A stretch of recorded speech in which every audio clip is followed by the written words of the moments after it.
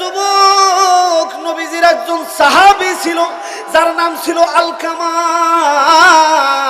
এই আলকামা বিবির কথা শুনিয়া, বইয়ের কথা শুনিয়া মার গালের ভিতরে চাপ্পড় মারছে। জোরে বলেন নাউজুবিল্লাহ, জোরে বলেন নাউজুবিল্লাহ। বিবির কথা শুনে মার গালের ভিতরে চাপ্পড় মারছে। যখন একটা চর মেরে দিছে, মা একটা বদদোয়া করে দিল। মা বলল, আল্লাহ, পৃথিবীর কোন মানুষের কাছে বিচার দিলাম না, আল্লাহ তোমার কাছে বিচার দিলাম। আমার এই সন্তান জান্নাতে যাবে না জাহান্নামে যাবে, এর দায়ী আমি হব না। আল্লাহর দরবারে কবুল হয়ে গেল। আমার বাজান, আমার বন্ধুগণ, এইটা নবীজির সাহাবী, তার নাম ছিল আলকামা। এখন এই ব্যক্তি কিছুদিন পরেই মৃত্যু সজ্জা হয়ে গেছে রে বাজান। আমার নবীজি বলল, আমার সাহাবীরা যাও তাকে কালেমা পড়ায় দেওয়ার জন্য কয়েকজন সাহাবী চলিয়া যাও। কয়েকজন সাহাবী গেল, কিন্তু বাজান রে সারাদিনেও কালেমা হয় না। জোরে বলেন নাউজুবিল্লাহ। আমার নবীকে খবর দিল, ইয়া রাসূলুল্লাহ, কালেমা পড়তে পারে না, আপনি চলেন। এইবার আমার নবী তাকে কালেমা পড়ানোর জন্য বাড়িতে গেলেন। যা দেখতে পাইল কালেমা পড়তে পারে না। ব্যাপার কি, ব্যাপার কি? এইবার তাকায় দেখে আলকামার মা অন্য রুমে রাগ করে বসে আছে। ডাক দিয়ে বলল, মা,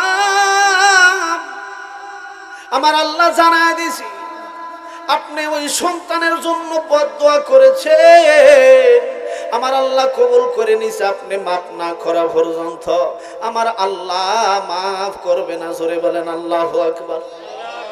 আমার নবীও দোয়া করেছিলেন, কিন্তু আল্লাহ কবুল করে নাই। বলছে, নবী গো, তার মা দুনিয়ায় আছে, তার মা যদি মাফ করিয়া দেয় আমি আল্লাহ মাফ করিয়া দিব। জোরে বলেন সুবহানাল্লাহ।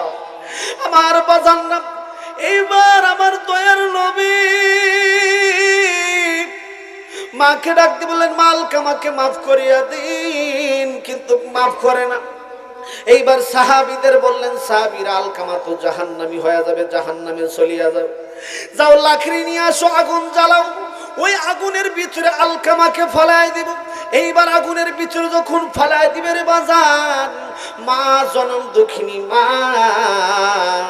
রুমের ভিতর থেকে লাফ দিয়ে বাহিরে চলে আসছে। জোরে বলেন সুবহানাল্লাহ। আমি মা সহ্য করতে পারবো না, আমার চোখের সামনে আমার সন্তান জ্বলবে, আমি মা সহ্য করতে পারবো না। ছোট্টবেলায় আমি যখন কমলা নিয়ে আসতাম, অর্ধেক আমি খাইতাম আর অর্ধেক সন্তানকে দিতাম। সন্তানের ভাগের টুক খাইয়ে শেষ করে বলতো, মা গো আরেকটু দাও। আমি মা ওই কমলা না খায়া আমার সন্তানকে খাওয়াইয়া দিছি। আমি মা শীতের রাত্রি সন্তান যখন বিছানায় প্রস্রাব করে দিছি, আমি বুকের উপরে শোয়াইয়া রাখছি। ও বাবা, আমি তোমার এই দুনিয়ার জমিনে আমি সহ্য করতে পারবো না। ওগো নবীজি, আমি আলকামাকে মাফ করিয়া দিলাম। জোরে বলেন সুবহানাল্লাহ। এইবার যখন মাফ করে দিল, জবান দিয়ে কালেমা জারি হয়ে গেল, লা ইলাহা ইল্লাল্লাহু মুহাম্মাদুর রাসূলুল্লাহ সাল্লাল্লাহু আলাইহি ওয়াসাল্লাম।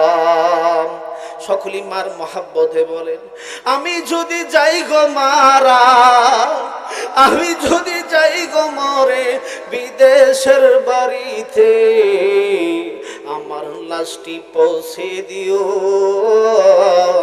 মায়েরই কোলেতে, আমার লাশটি পৌঁছে দিও মায়েরই কোলেতে।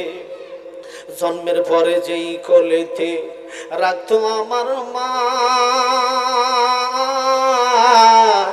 সেই কোলে মাথা দিয়ে নিদ্রা যাইতে চাই, আমি নিদ্রা যাইতে চাই। সকলেই বলেন, জন্মের পরে যেই কোলেতে রাখতো আমার মা,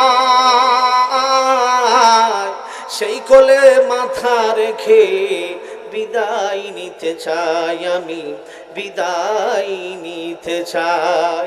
মায়ের মতো আপন কেহ, ওরে মায়ের মতো আপন কেহ নাই রে দুনিয়ায়। ওই মায়ের এই জগতে দুঃখ দিও না কখনো। ওরে দুঃখিনী মা দোয়া করলে, ওরে দুঃখিনী মা দোয়া করলে জান্নাতবাসী হওয়া যায়। ওরে দুঃখিনী মা দোয়া করলে জান্নাতবাসী হওয়া যায়। ওই মায়ের এই জগতে দুঃখ দিও না কখনো। যুবক ভাইরা বলেন কথা ঠিক না বে ঠিক? একজন যুবক